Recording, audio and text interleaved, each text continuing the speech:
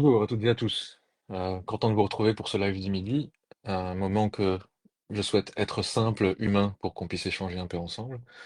Je m'appelle Tim Stroban, je suis psychologue clinicien, social et interculturel, victimologue et psychotraumatologue. Aujourd'hui, comme d'habitude, pas de thème imposé, c'est un live en mode questions-réponses. Vous venez, vous vous installez, vous posez vos questions et j'essaie de répondre le plus sans filtre possible avec l'expérience que je porte et l'écoute que j'essaie d'incarner au sein de ma clinique de manière générale. Donc on parle de psychologie, on parle de trauma, on parle de relations toxiques, on parle d'emprise pathologique, que ce soit au niveau familial, au niveau professionnel, au niveau social. On explore ensemble dans le respect et comme je souhaite le faire, toujours dans la nuance. Alors n'hésitez pas à venir poser vos questions, installez-vous confortablement. Et le temps que vous vous installiez et que vous osiez poser vos questions, et je comprends que cela peut être délicat par ailleurs, je vais répondre à une ou deux questions auxquelles je n'avais pas eu le temps de répondre au live précédent. Alors, l'une des questions sur lesquelles je suis retombé, c'était pourquoi dit-on qu'il ne faut jamais confronter un pervers narcissique? Est-il vrai qu'on ne peut rien contre eux? Alors, c'est souvent ce qu'on entend, effectivement, qu'il vaut mieux fuir plutôt que d'essayer de résoudre, de se confronter, de rentrer dans une logique de co-construction. Je pense que si vous êtes amené à devoir vous séparer à un moment donné, c'est que vous avez déjà essayé beaucoup de choses, beaucoup d'adaptations, beaucoup de tentatives de compréhension, de remise en question, de culpabilité, et notamment, il faut se le dire, de soumission non réciproque. Et donc, il n'y a aucune raison vraisemblable que s'il n'a pas été capable, il ou elle n'a pas été capable de se montrer constructif pendant la relation, il n'y a que très peu de chances que celui-ci ou celle-ci puisse s'inventer une conscience, une ambivalence, inventer une remise en question après la séparation. Euh, En réalité, la littérature, elle mentionne trois choses qui effectivement se retrouvent dans ma clinique. Elle suppose qu'il y ait trois formes de victimes, entre guillemets, dans une emprise pathologique lorsqu'il s'agit d'une perversion narcissique. Parce qu'on peut se retrouver en emprise pathologique avec une psychose également. Bonjour Caro Caro. Il y a les victimes fortuites, celles qui malheureusement tombent sur le chemin de l'auteur. Il y a les victimes traquées, celles qui nécessitent à l'auteur finalement d'avoir la victime à l'usure pour que celle-ci finisse par considérer la possibilité de se mettre en couple ou d'entretenir une relation, quelle qu'elle soit. Et il y a effectivement celles et ceux qui euh, pensent pouvoir en tirer quelque chose. Celles qui finalement décident, après un temps de soumission et d'adaptation, décident de rentrer dans une logique de confrontation dans laquelle on va essayer finalement de prendre une forme de revanche sur le vécu. Et il est vrai que la confrontation n'est jamais la solution dans ce cas de figure.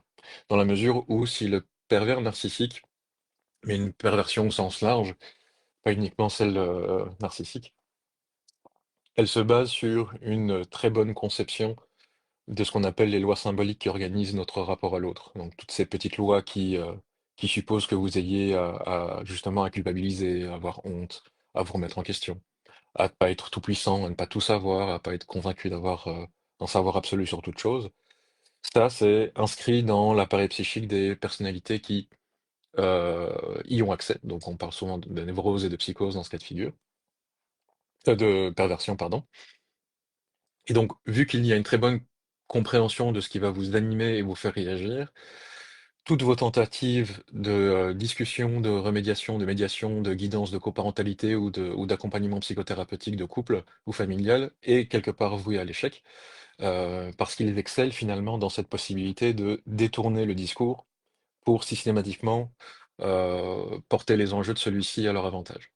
Donc, grosso modo, si je réponds assez simplement à la question, on ne peut effectivement rien. Rien tel qu'on l'entend en tout cas. Rien dans la logique relationnelle.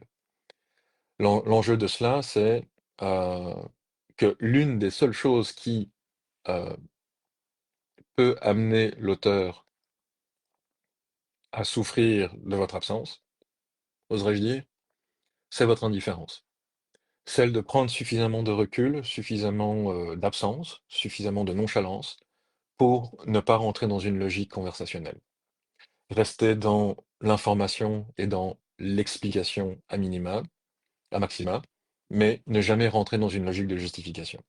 À partir du moment où vous rentrez dans une logique de justification, c'est que vous tentez d'une certaine manière ou que vous attendez finalement que l'autre puisse être à même de pouvoir comprendre ce que vous tentez d'expliquer, ou quelque part de comprendre ce qui vous anime de la bonne manière, c'est-à-dire s'éveiller une forme de compassion, une forme d'empathie qui va vous permettre de vous sentir reconnu dans le discours de l'autre. Et ça est vraiment l'enjeu sur lequel il faut être le plus vigilant, c'est que le pervers, dans l'absolu, n'est pas capable de pouvoir prendre sur lui-même toute responsabilité ou tout sentiment de culpabilité ou tout sentiment de honte à partir du moment où il n'a n'a rien à en tirer. Donc, c'est ça qui est quelque part un peu frustrant dans ma clinique, c'est qu'à partir du moment où vous avez réussi à développer de l'indifférence, le faisant quelque part euh, lui-même sortir de ses gonds ou, euh, ou générer suffisamment de frustration pour qu'il puisse comprendre il ne peut plus avoir accès à vous, ben finalement, vous n'êtes plus là pour constater l'impact de ce que vous venez de faire sur l'auteur. Donc c'est ça qui est frustrant. La seule solution finalement de vraiment avoir une forme de revanche, c'est de continuer votre vie et de développer de plus en plus une forme d'indifférence. L'enjeu de cela, c'est que lorsqu'il y a des enfants en commun ou des intérêts encore en commun, ben, la chose peut être bien plus complexe qu'une situation dans laquelle il suffit de démissionner ou il suffit de partir, et il suffit de tout bloquer, il suffit, etc., etc. Il suffit entre guillemets, parce que même cela, ce n'est pas si évident que cela. Donc voilà, une brique de réponse par rapport à cette question. Euh, Bonjour Carole Bernard. Merci Caro Caro pour votre question. Le pervers narcissique les pervers narcissiques veulent-ils détruire l'autre? C'est une question qui revient souvent et c'est quelque chose que l'on lit souvent aussi dans la littérature vulgarisée. La perversion, quelles que soient les autres structures de personnalité par ailleurs aussi, n'ont pas pour objectif de détruire qui que ce soit ou quoi que ce soit. En réalité, dans ce cas de figure, l'auteur est toujours bien plus dépendant de sa victime que sa victime ne l'est par rapport à l'auteur. Et là est le truchement de l'emprise pathologique, c'est que les rôles sont inversés, si vous voulez. La logique de la perversion, elle ne s'inscrit pas dans la destruction de la victime, elle s'inscrit dans une, un besoin ou une nécessité absolue de devoir détourner la victime. L'étymologie du mot perversion n'est pas la destruction, c'est le détournement. Donc c'est de vous détourner de qui vous êtes pour que vous ayez à œuvrer à un seul et unique objectif qui est celui de l'auteur lui-même, quel qu'il soit. Si c'est au milieu professionnel, c'est évidemment sa propre notoriété, ses propres réussites, sa propre ascension sociale. Lorsqu'il s'agit de la vie plus intime, plus affective, de couple ou familiale, c'est un faire-valoir. C'est-à-dire que vous permettez à l'auteur de faire valoir à l'extérieur de la famille un statut social réconfortant, qualitatif, qu'il va pouvoir brandir pour se donner de la valeur. Et d'un autre côté, vous allez aussi lui permettre d'avoir un minima de vie affectif que lui-même ne peut pas avoir en étant seul. La raison pour laquelle le pervers n'a pas pour habitude de vouloir détruire sa victime, ou sinon il serait parti depuis longtemps ou ce serait fait depuis longtemps. Bien au contraire, il souhaite vous maintenir, vous clouer, vous ligoter pour que la dynamique puisse perdurer aussi longtemps qu'il en aurait besoin. Euh, ou de passer à autre chose s'il y a une autre personne, une autre victime, ou que s'il constate que vous-même n'êtes plus aussi malléable que vous l'avez été précédemment. Donc ce n'est pas de la destruction de l'autre, c'est du détournement de l'autre. Sans l'autre, il n'est rien. Sans l'autre, il ne peut pas donner sa valeur. Sans l'autre qui le regarde, il ne peut pas se sentir grand, en vie, etc. Son ego n'est pas suffisamment nourri. Et donc l'autre est primordial. Voilà, j'espère avoir répondu en partie à votre question, Caro Caro. Euh, alors, est-ce normal d'être tombé dans une addiction même après 8 ans du départ? Normal.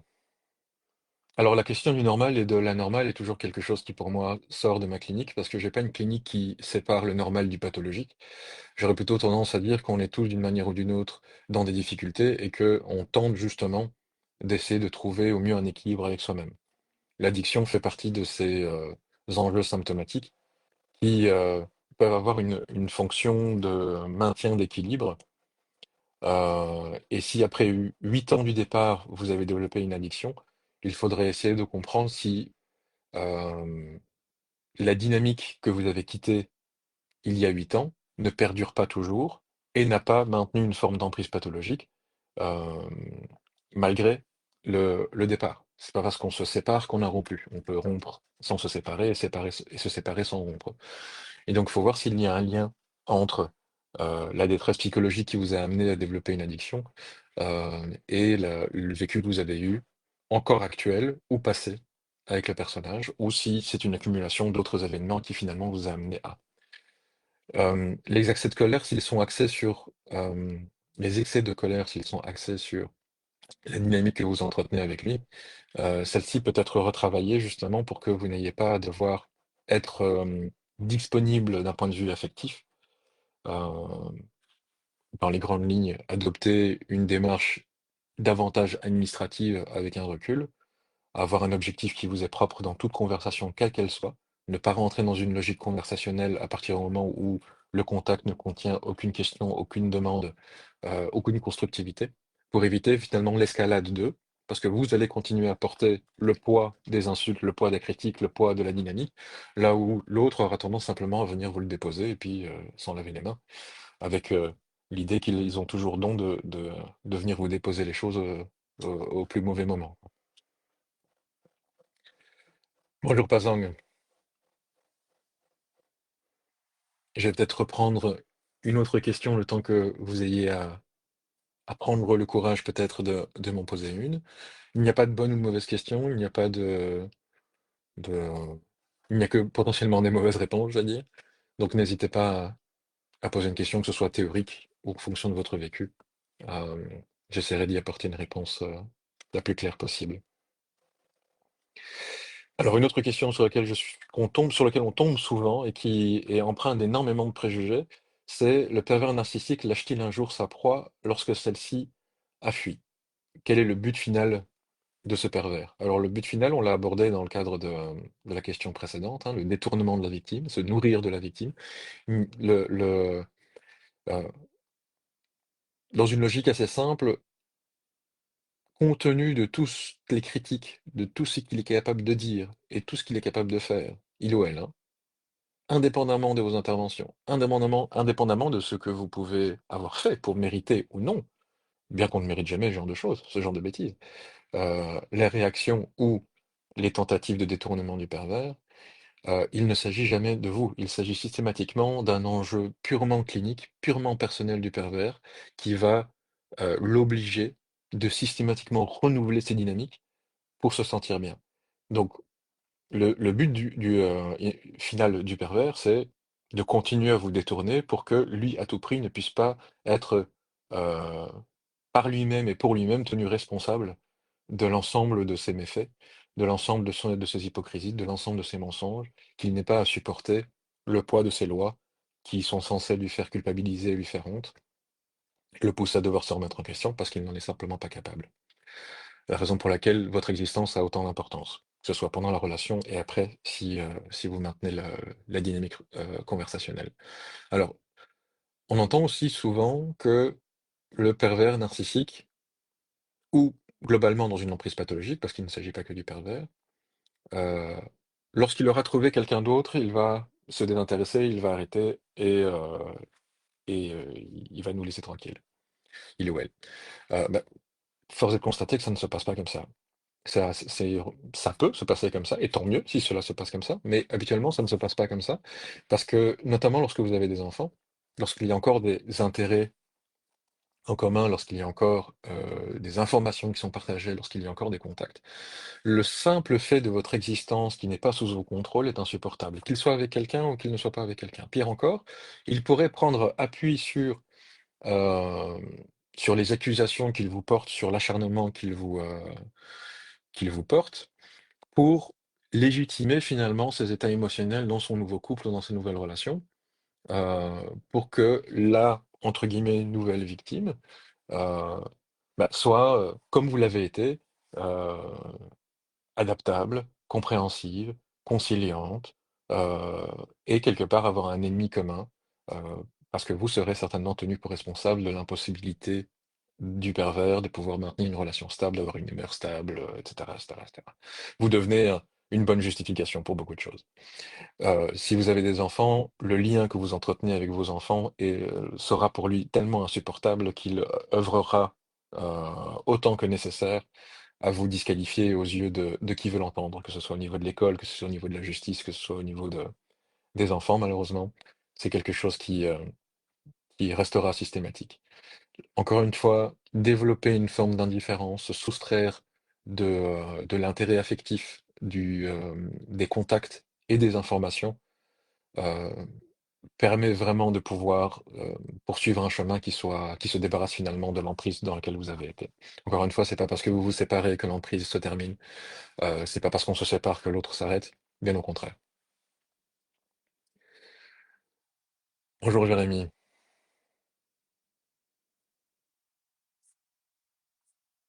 Je vous en prie. Carole, comment sortir de la dépression narcissique induite? Alors, la dépression narcissique induite n'est pas un terme que je connais ou que je maîtrise. Je vais essayer de l'interpréter sur la base des différents mots qui sont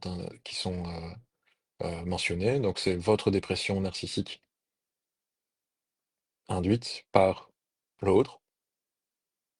Alors, la dépression, c'est, comment le dire simplement,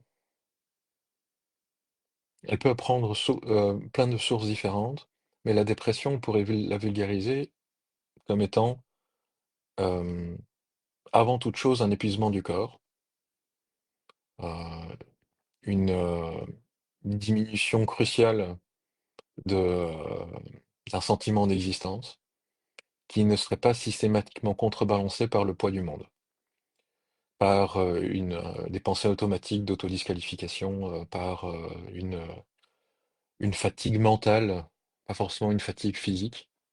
Euh, et donc, sortir d'une dépression réside dans l'absolu, quelle que soit sa source, dans l'idée de remettre ses propres préoccupations au centre de son existence, s'offrir des plaisirs.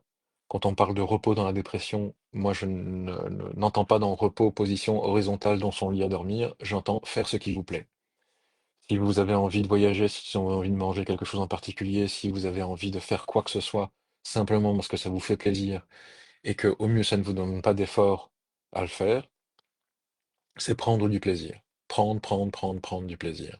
Pour que le corps qui est le vôtre puisse se nourrir d'un sentiment d'existence qui ne dépendrait pas heu, d'un tiers, ni des efforts que vous avez à réaliser pour vous sentir satisfait de votre existence. Le plaisir, ce sont les choses simples. C'est, en fonction de ce qui effectivement a été développé comme étant un plaisir pour vous. Pour certains, c'est le sport, pour moi, ça ne l'est pas. Je suis satisfait de faire du sport, mais est-ce que j'ai envie de faire du sport? Pas tellement. Le plaisir, c'est ce qui se fait sans effort. L'enjeu de la dépression, c'est que même le plaisir devient un effort. Et donc, c'est c'est prendre le minimum d'efforts que vous avez réussi finalement à récupérer par une forme de repos pour le réallouer non pas dans les tâches pénibles, mais dans de nouvelles expériences qui peuvent éventuellement vous amener à découvrir un plaisir insoupçonné ou à récupérer des plaisirs que vous avez abandonnés avec le temps à cause notamment de la relation que vous avez entretenue. Donc l'enjeu premier, c'est plaisir, plaisir, plaisir, plaisir, avec le respect d'autrui.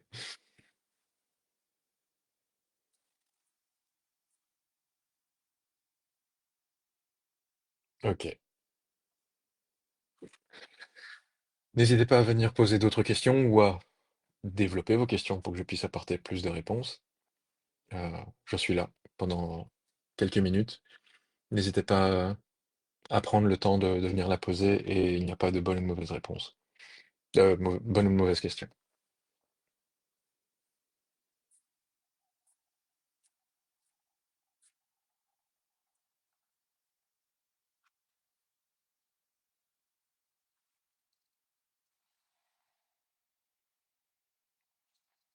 La manipulation des enfants est toujours quelque chose qui est très, pénible pour le parent qui ne dysfonctionne pas. Hem Et en même temps, la manipulation des enfants est inévitable, même si nous sommes des parents suffisamment sains. L'enjeu de cela, c'est de continuer à agir et à penser en dehors de ce que l'autre va vouloir systématiquement introduire dans votre foyer en son absence, notamment à travers le discours des enfants ou notamment à travers le vécu des enfants lorsqu'ils sont là-bas, ou à travers, des mensonges ou des accusations fallacieuses ou et cetera.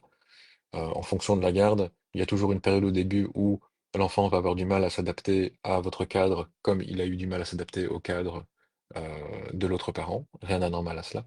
Et donc il faut être le plus cadré, le plus stable et le plus structuré possible dans votre éducation pour que l'enfant puisse comprendre qu'il est en sécurité au sein du cadre que vous lui proposez et que progressivement il puisse finalement aussi, hem, exprimer les choses qui concernent l'autre parent et à ce moment-là, il faudrait que vous n'ayez pas de réaction émotionnelle lorsque vous y apportez une réponse et encore une fois, avoir des questions davantage décentrées, avant tout centrées sur le bien-être de l'enfant et décentrées par rapport au père. Donc pas d'insultes, pas de colère, pas de réaction affective, mais par contre, heu, il est cliniquement contre-productif de mentir aux enfants. On va souvent vous dire: «Il ne faut pas inclure les enfants, il ne faut pas inclure les enfants», mais personne ne serait capable de vous dire finalement comment vous devez procéder lorsque, au quotidien, vous avez des enfants qui posent des questions ou qui finalement portent le discours du père qui ou de la mère dysfonctionnelle, qui finalement n'a pas de scrupules par rapport à cela. D'expérience, je sais que si on n'offre pas une, signification, un sens, une explication, une vérité à l'enfant, heu, il y a 2 possibilités. Soit l'enfant va l'inventer, au risque qu'il, s'incrimine lui-même, qu'il invente une réalité dans laquelle lui-même, étant au centre, va se sentir coupable ou honteux de la situation comme il en était responsable, ou adopter un prêt-à-porter, discursif qui est souvent celui du père dysfonctionnel ou de la mère dysfonctionnelle, simplement pour réduire ses propres angoisses par rapport à la séparation de ses parents. Heu, ou par rapport à une situation, de rupture par rapport à un être cher comme une grand-mère ou, un oncle, une tante et cetera. Donc il faut pouvoir dire aux enfants une vérité avec lesquelles, ils peuvent composer et avec leurs propres enjeux. Donc il est hors de question de donner nos enjeux à nos enfants, mais d'essayer d'incorporer dans notre discours les enjeux de nos enfants eux-mêmes, pour leur fournir une vérité avec des mots qu'ils peuvent comprendre, pour que, ils puissent être apaisés. Plus l'enfant va parler, mieux c'est. Hem, J'aurais tendance, moi, à davantage m'inquiéter d'enfants qui ne parlent pas que d'enfants qui parlent. Si l'enfant est capable de venir vous exprimer quelque chose qu'il aurait vécu chez le père ou chez la mère, c'est qu'il se sent suffisamment en confiance pour le faire et qu'il ne craint pas votre réaction. Raison pour laquelle proscrire toute réaction affective permet à l'enfant de se sentir suffisamment en sécurité pour venir vous déposer hem, ses vécus, qu'ils soient positifs ou négatifs. Si à chaque fois qu'il aborde l'autre parent, heu vous êtes beaucoup trop atteint émotionnellement, bah, l'enfant va décider à terme de ne plus le faire du tout par peur de votre réaction, par peur de votre tristesse, par peur de vous rendre triste, par peur de vous décevoir et cetera et cetera. Faut pas oublier que les enfants ont une faculté d'adaptation qui est quelque part, hem, tout aussi importante que nous arrivés à l'âge adulte, voire d'autant plus importante parce qu'ils vont, être beaucoup plus malléables que nous le sommes. Comprenez aussi qu'il vous a fallu, vous, énormément de temps pour comprendre les enjeux d'emprise pathologique dans lesquels vous avez été. Dites-vous bien qu'au niveau des enfants, par rapport à leurs enjeux et leur lien d'attachement à leurs 2 parents, cela risque de prendre également énormément de temps et habituellement, on peut compter à terme jusqu'à l'émancipation financière au mieux, pour que les enfants puissent prendre suffisamment de recul pour construire leur propre appréciation de leur relation avec leur père et avec leur mère. Donc c'est un marathon. C'est ça qui est, frustrant, c'est que c'est un marathon. Bonjour Julia, toujours un plaisir d'écouter vos lives, merci beaucoup. Alors question, cette notion de pervers narcissique est aujourd'hui très utilisée, mais est-elle suffisamment abordée lors des études auprès des futurs psychologues? Alors, je n'ai pour exemple que les formations que j'ai suivies et mes études personnelles. Hem, je n'ai pas le souvenir d'avoir eu cours sur la perversion narcissique. Sur beaucoup d'autres choses, mais pas sur la perversion narcissique. Heu, donc malheureusement, pas suffisamment. Ce qui crée quelque part aussi quelque chose qui peut être dommageable, c'est une méconception du concept ou un rejet du concept, hem, voire ne pas avoir développé une réceptivité à l'idée même que l'emprise pathologique puisse exister et que cela peut mener à des, situations symptomatiques chez la victime qui ne sont pas à associer à un dysfonctionnement de la victime, mais à un dysfonctionnement de la dynamique. Et ça, c'est, effectivement quelque chose qu'on le retrouve un peu trop tristement au niveau des praticiens, c'est que, il n'y a pas suffisamment de formation, comme je ne suis pas assez certainement formé sur d'autres enjeux, comme les assuétudes, par exemple, les addictions. Je suis pas outillé pour cela. Je ne pratique malheureusement pas avec les enfants non plus parce que je ne suis pas outillé pour cela. Et c'est aussi une question de sensibilité professionnelle. Donc moi, je suis spécialisé en emprise pathologique. J'ai fait les efforts de me former, de me renseigner, d'écrire, de lire, d'axer ma pratique quasiment exclusivement sur les enjeux d'emprise pathologique et de psychotraumatisme.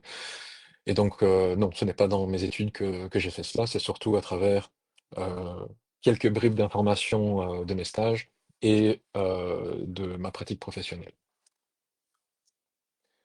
Pourquoi l'ancienne génération de psychologues ne pouvait pas penser à ce genre de personnalité lorsque l'un de leurs patients formulait leur perte d'identité totale et autres symptômes relatifs à ce sujet et à l'emprise? Je pense pas qu'il s'agisse, encore une fois, d'une ancienne ou nouvelle génération.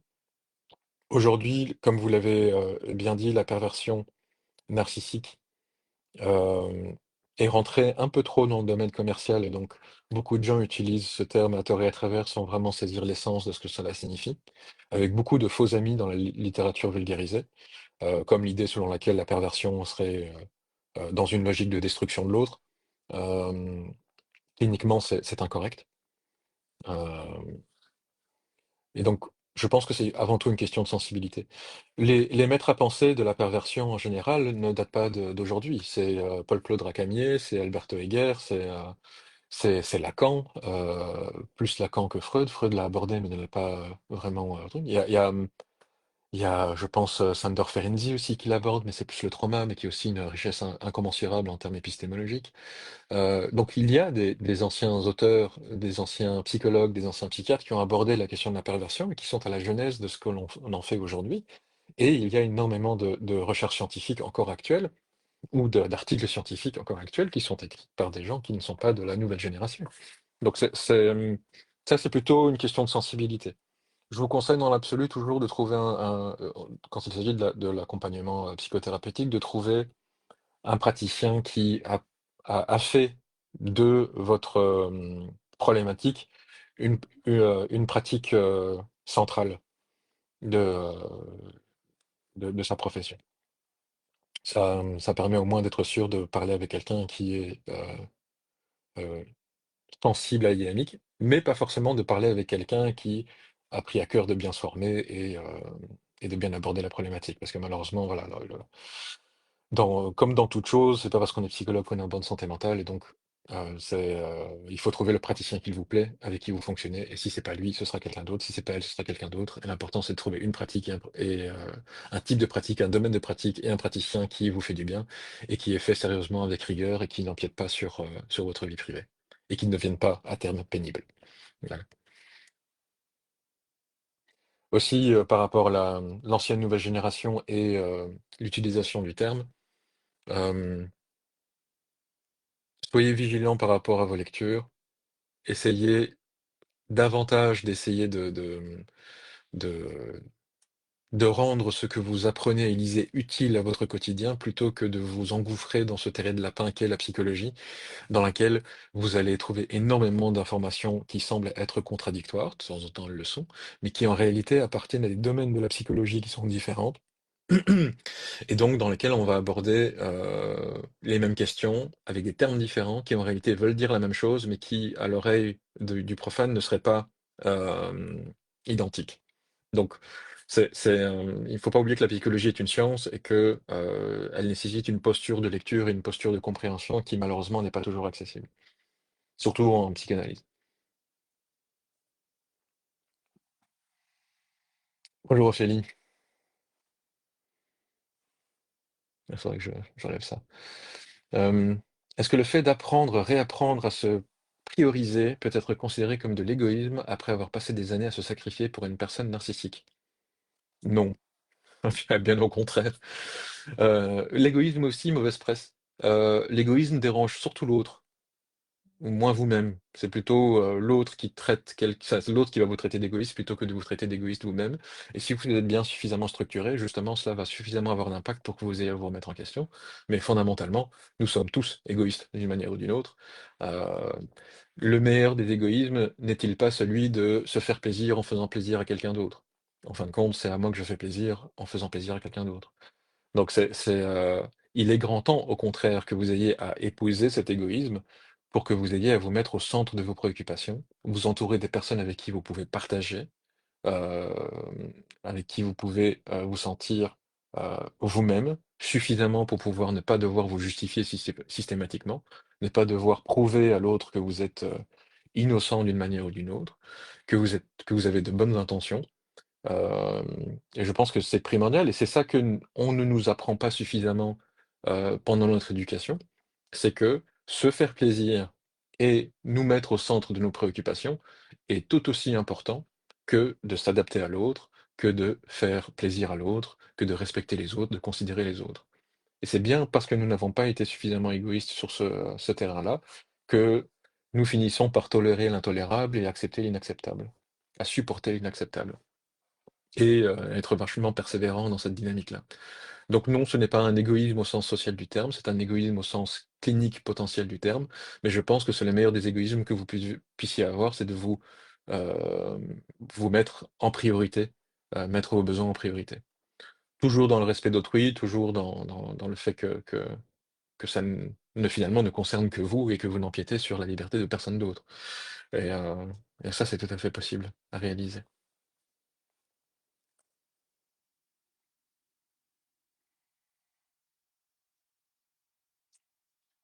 Bonjour Nicolas, bonjour, merci pour tout. Pourquoi la police ne réagit-elle pas face à la manipulation des fausses plaintes?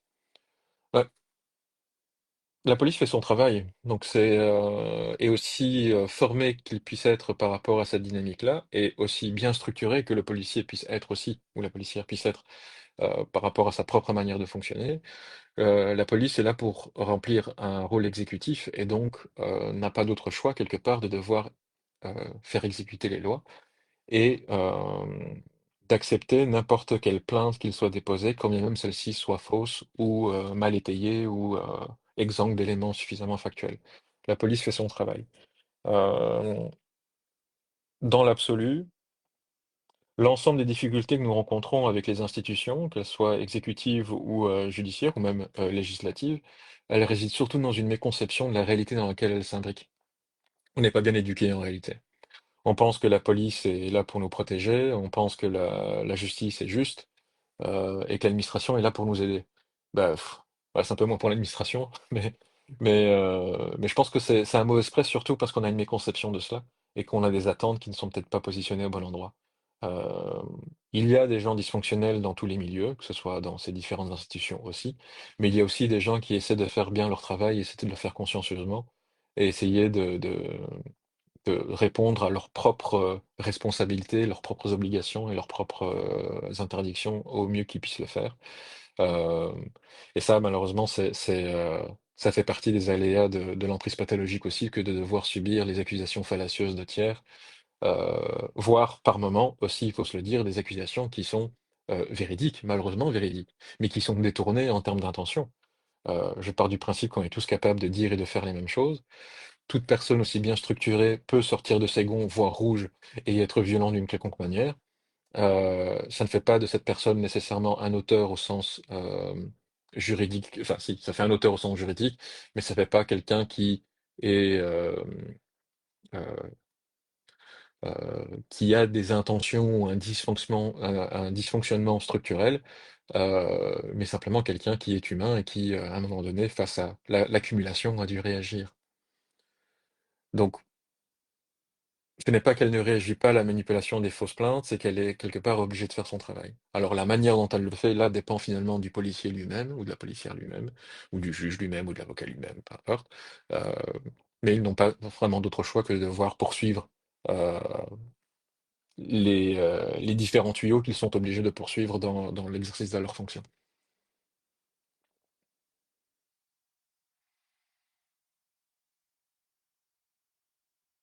Alors, prochaine question. Comment savoir si on a rencontré un ou une PN? Comment reconnaître les premiers signes? C'est une très bonne question, Caro. Merci de l'avoir posée. Hem,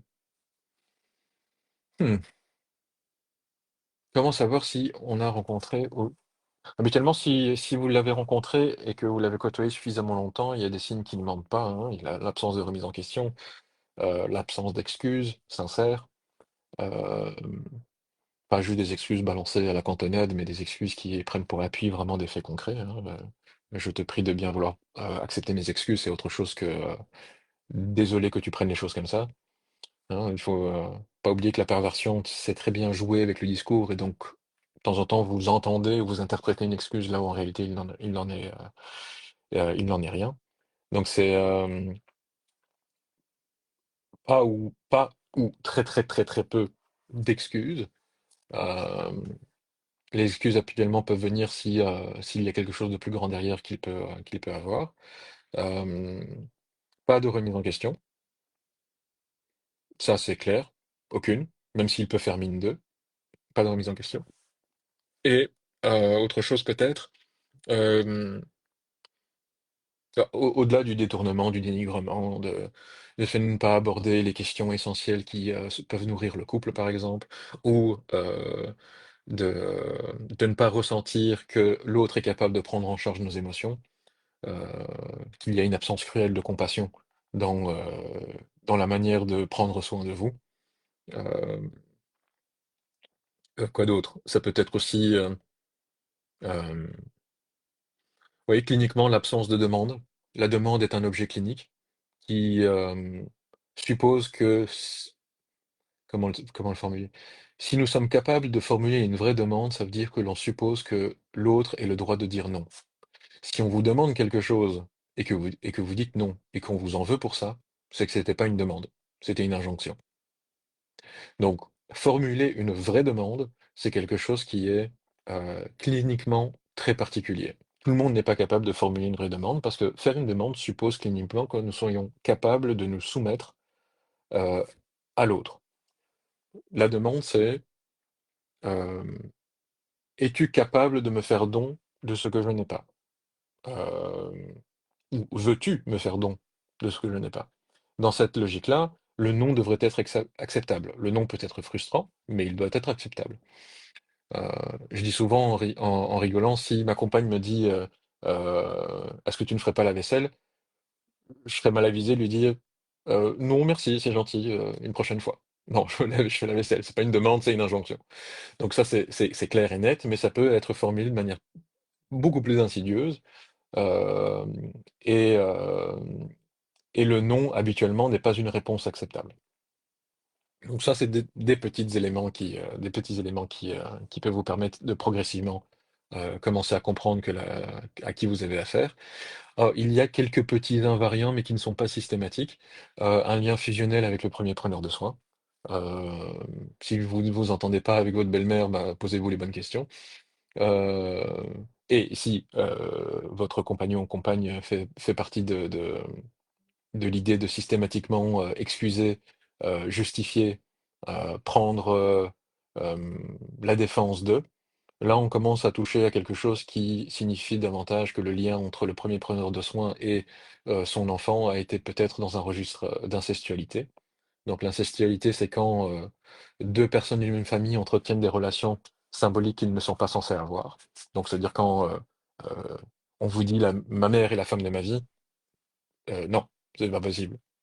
C'est ma mère, c'est pas la femme de ma vie. La femme de ma vie, c'est celle avec qui je vais partager ma vie. Hem, c'est, si je c'est des phrases que je vous dis que j'ai déjà entendues, hein. Si j'avais le droit d'épouser ma mère, je l'épouserais. Ou la critique de, «Tu ne seras jamais comme ma mère faisait ci, ma mère faisait ça, tu ne seras jamais à sa hauteur» et cetera. Là, on commence à toucher à des éléments qui peuvent être aussi des signes de cela. Hem, il faut aussi comprendre que, lorsque nous rencontrons quelqu'un, Nous sommes à peu de choses près tous inscrits dans une même dynamique de rencontre, surtout lorsqu'il s'agit de vouloir faire couple. C'est ce qu'on appelle le faire un. Dit autrement, c'est un état que l'on peut qualifier de quasi psychotique dans lequel on va être dans une séduction suffisamment grande pour mettre de côté toutes les sources d'altérité qui pourraient me distancier de l'autre. Et donc cette logique du faire un, entre guillemets, euh, elle s'inscrit dans la clinique du sujet, indépendamment que nous soyons pervers, psychotiques ou névrosés, mais c'est sur euh, l'amour après la passion que la structure se dévoile, en tout cas que la dynamique se dévoile. Et donc, dans le cadre du couple, ou même dans le cadre d'un embauche avec un employeur, etc., hein, on s'en rend compte finalement une fois que la lune de miel est passée. Et souvent lorsqu'il est malheureusement trop tard. Heu, Trop tard pour prendre une décision sans conséquence, mais pas trop tard pour prendre cette décision. Et donc il y a, en fonction des situations, plein de petits signes qui peuvent permettre finalement un éveil, et au plus vous allez avoir des ressources extérieures pour voir les choses plus clairement, au mieux ce sera.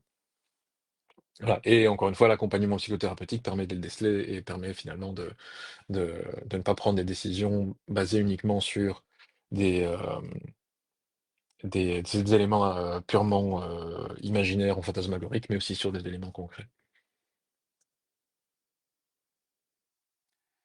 Merci pour vos réponses, merci à vous pour votre question. Je me permettrai d'ajouter que vous êtes le psy le plus compétent c'est gentil, dans cette problématique.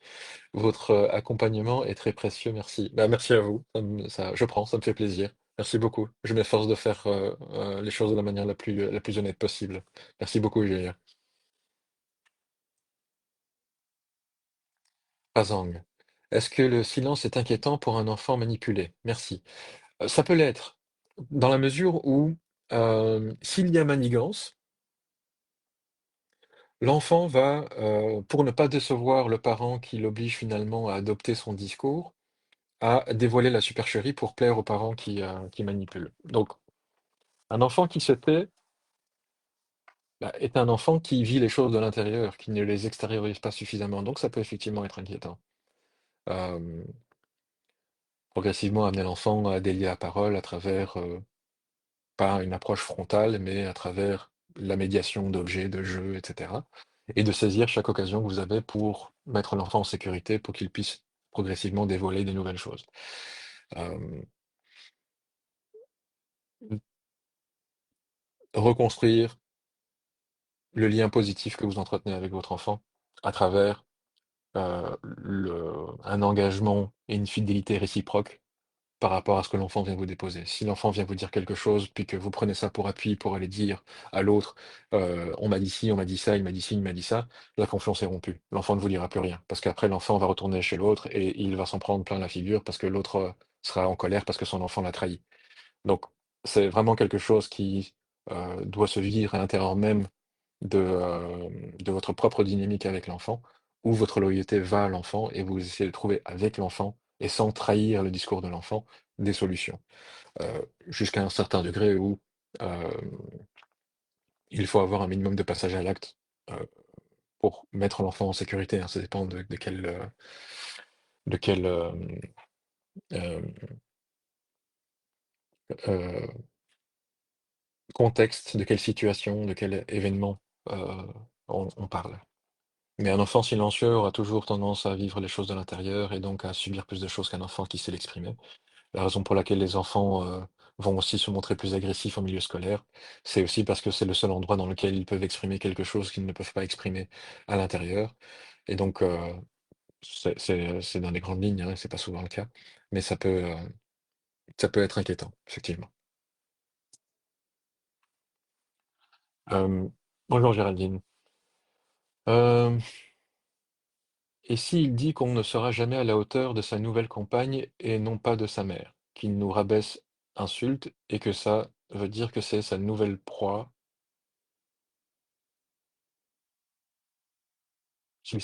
s'il continue son emprise sur moi, même s'il continue son emprise sur moi. Hem,